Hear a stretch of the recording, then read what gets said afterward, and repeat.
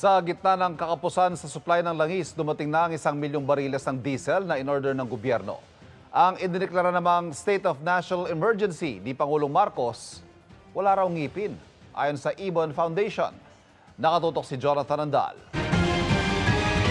Anihan na ngayon ng palay sa Balagtas, Bulacan pero hindi masaya ang ilang magsasaka. Ang diesel kasing ginamit nila sa makina halos triple na at ngayon 120 pesos na kada litro. Pero ang bentahan ng palay hindi tumaas at 18 pesos per kilo.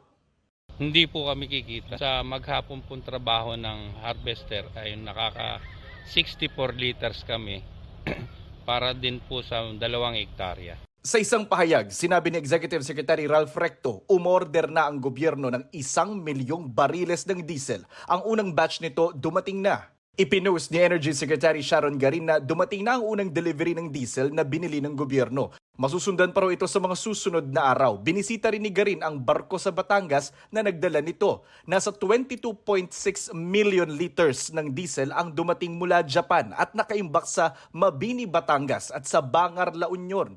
Bukod pa ito sa dumating na krudo mula Russia na inorder naman ng Petron, ang kaisa-isa sa Pilipinas na oil refinery o nagpuproseso ng krudo para maging diesel o gasolina. Sapat ba ito para mapababa agad ang presyo ng diesel at gasolina?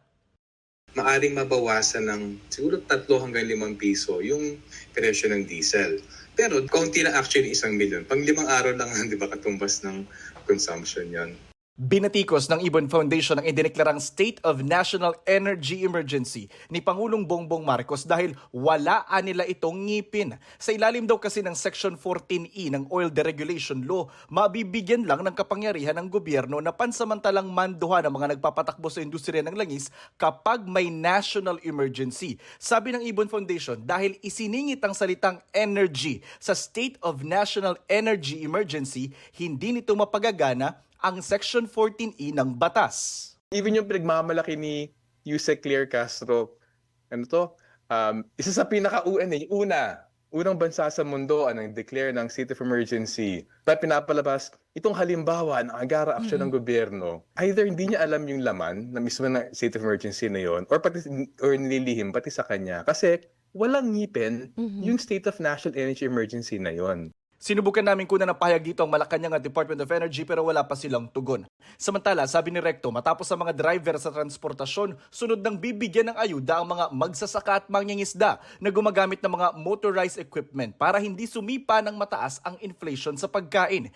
Hinihintay na yan ang ilang mangingisda sa Laguna de Bay na hindi na makatagal sa pangingisda dahil sa mahal ng krudo. Dati kumikita ko ng 1,000 isang araw. Nginilimandahan na lamang kasi hindi ako makalayo ng malayo. Para sa GMA Integrated News, Jonathan Andal, nakatutok, 24 oras.